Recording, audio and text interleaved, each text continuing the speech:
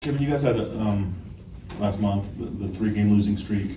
Won at Kentucky. Now I think you guys have won 5 in a row. What's clicking for you guys now? I mean, you have in some losses and are on the one line for 1 seed, and everything seems to kind of be coming together for you guys.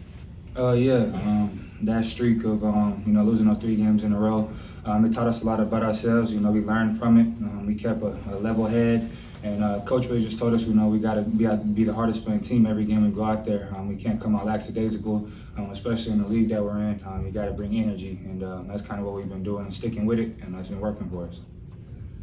Kevin, since Coach's statement comparison of Marcus Garrett, have you gone back and maybe looked at tape on Marcus, and do you have any comments on what you remember of what Marcus Garrett was able to do defensively? I remember playing against him freshman year at Texas Tech. He was an all-around defender. On a scouting report, Coach Beard was there at the time. He was telling us, man, this is one of the best defenders he's ever coached against. And just hearing that praise, it's great. It's a great feeling, but still a lot of more work to be done. And that's a big shout out though. And Marcus Garrett, he had the clamps for sure. And just talk in general about this team's defensive capability. Obviously, Juan, a great defender.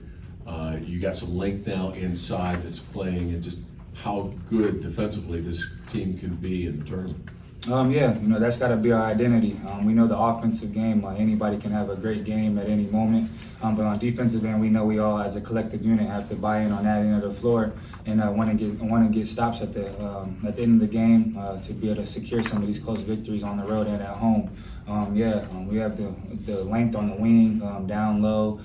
Explosiveness, and then of course with like Juan and Bobby and Joe, guys like that can heat the ball up at any moment, is huge for us.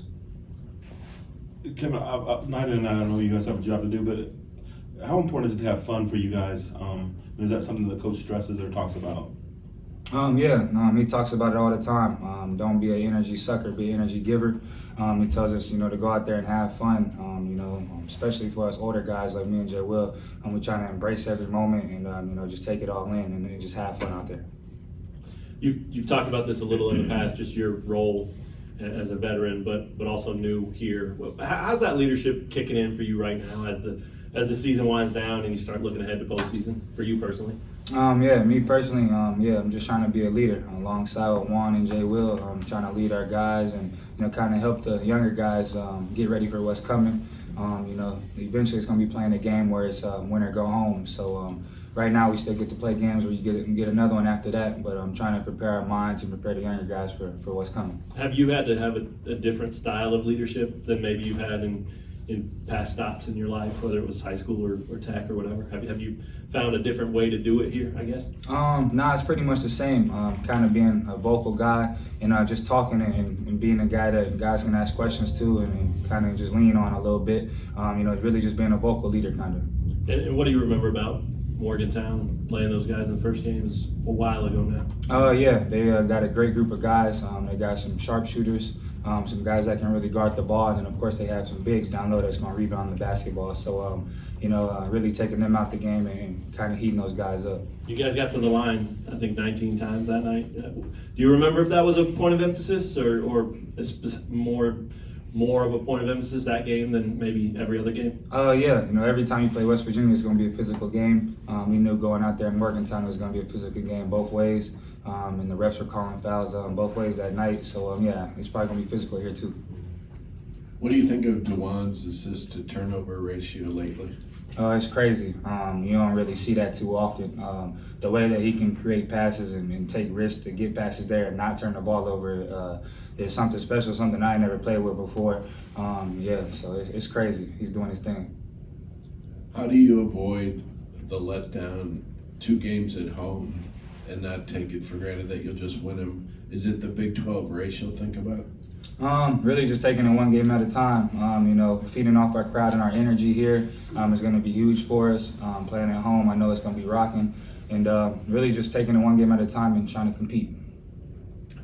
I know we asked you about this on the phone just to get some better sound on it, but your last 2 defensive possessions, pretty significant. Forcing the held ball, which Kansas got possession, and of course back-to-back blocks to end it. Can you just kind of go through those and Is that maybe the best that you finished a game up defensively? Yeah, that's up there for sure. You know, that was a memory that I have for the rest of my life. But yeah, going to those two last stops, it was a collective effort though. Everybody was heating up the ball. I remember one possession I switched with Grady. He made Ball take the tough shot, and they ended up getting a rebound back, but I ended up getting a block shot late. And then the jump ball, I seen him going up. I was going to block it out of bounds, but I was just trying to keep it in bounds so to keep the clock running. So I'm just grabbed onto it, and we got the ball. So it worked out. Kevin, when you first got here, it was, hey, I want to win, and that was the whole point of you coming here. You just mentioned taking it one game at a time, and I know that's the approach, but is it starting to creep into your mind? This is about to be the time of the year that I came here for, and is that changing anything with your approach or your mentality? No, that's not really changing my mindset, but yeah, of course, that's why I came to KU, to build on the winning culture and be a part of it. You know, we're just taking it, like I said, just one day at a time. You know, trying to stay even keel, not too high, not too low, and just trusting our preparation every day, and on myself, just keeping my routine and keep believing in myself as well. So With that even keel, does it turn up the excitement level for you a notch? yeah, always. You know, as a competitor, this is what you're playing for. You're playing for a ring, so of course you're gonna be amped up a little bit more. But I'm pretty much amped up all the time. Every time you step in Allen Fieldhouse, it's electric, so it's gonna have its turn for sure.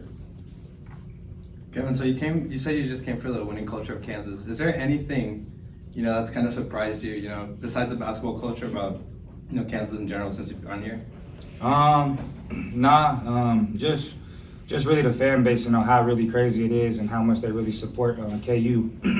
Just walking around Lawrence, like just the fans and stuff, just the amount of love you get is pretty crazy. It's a blessing for sure. All right, thank you, Kevin. That's good. Thanks, Kevin. Thank you.